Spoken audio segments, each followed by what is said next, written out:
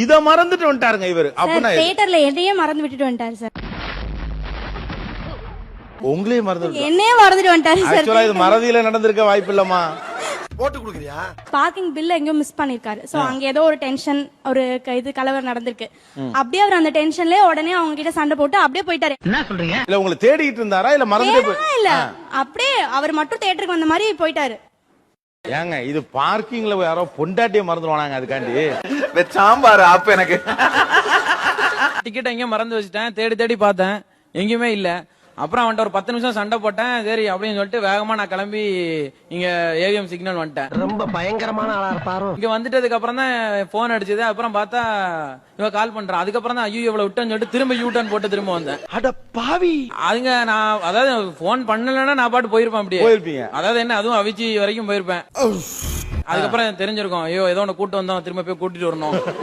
அதான் எப்படியாவது ஒண்ணு குட்டியானமா. எங்க தலைக்கு எவ்வளவு தில்லு பத்தியா? திரும்ப அவர் போன் பண்ணும்போது கூட கூலா பேசினாரு. ஆமா மறந்துட்டேன், வந்து கூட்டு போற, வெயிட் பண்ணு அப்படின்ற மாதிரி சொல்லிட்டாரு. அது எவ்வளவு கஷ்டம் தெரியுமா? எனக்கு ரொம்ப கஷ்டமா போச்சு அந்த டைம்ல. என்ன பண்றதுனே தெரியல.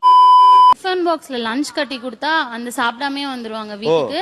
அந்த பாக்ஸ் காருக்குள்ளேயே நியர்லி 1 மந்த் இருக்கும். ஏமா அதுக்கப்புறம் அந்த கார்ல ஏற முடியுமா? 1 மந்த் காரை கொண்டு போய் சர்வீஸ் தான் விட்டோம். என்ன சின்ன பிள்ளைத்தனமா இருக்கு. ஆக்சுவலி இது ரீசெண்டா ஒரு 3 மாசம் முன்னாடி நடந்த விஷயம். அந்த 1 மாசம் அந்த ஐட்டத்தை உள்ள வச்சுட்டே கார் ஓட்ட மகராசன் யார்? நீங்க தானா? நீங்க எப்படி ஓட்டுனீங்க அந்த காரை? இல்ல நீங்க மறக்கிறது பரவாயில்ல சார். உள்ள இருக்க ஸ்மெல் தான் ஊருக்கே ஞாபகப்படுத்துமே. அரசியல்ல இதெல்லாம் சாதாரணமாப்பா. ஸ்டெப்னி கீழே வந்து அந்த டிஃபன் பாக்ஸ் வச்சிருந்திருக்கேன் சைட்ல போகும்போது. சோ அது மேல என்னுடைய சாம்பிள்ஸ் அதெல்லாம் இருந்திருக்கு. நான் அதை பார்க்கவும் கிடையாது. இது என்ன பிரமாதம்? இது விட பெசலைட் ஒண்ணு இருக்கு. நீங்க எப்படி கண்டுபிடிச்சீங்க?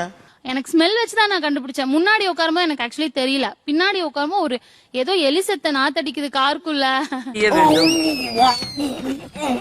அப்படின்னு சொல்லிதான் கண்டுபிடிச்சேன். வேணும்னு பண்ண கிடையாது. வேணும்னு இது யாருமே பண்ண மாட்டாங்க. இதை மறந்துட்டீங்க நீங்க. சார் ஒரு வாட்டி ஹோட்டல் கூட்டின்னு போயிட்டு ஒரு போன் வந்து வெளியே போனார் சார். நான் பாட்டு சாப்பிட்டுட்டு இருக்கிறேன். வெளியே போன் பண்ணிட்டு வருவாரு பாரு, 1 ஹவரா வெளியே வரவே இல்லை. என்கிட்ட காசு இல்ல.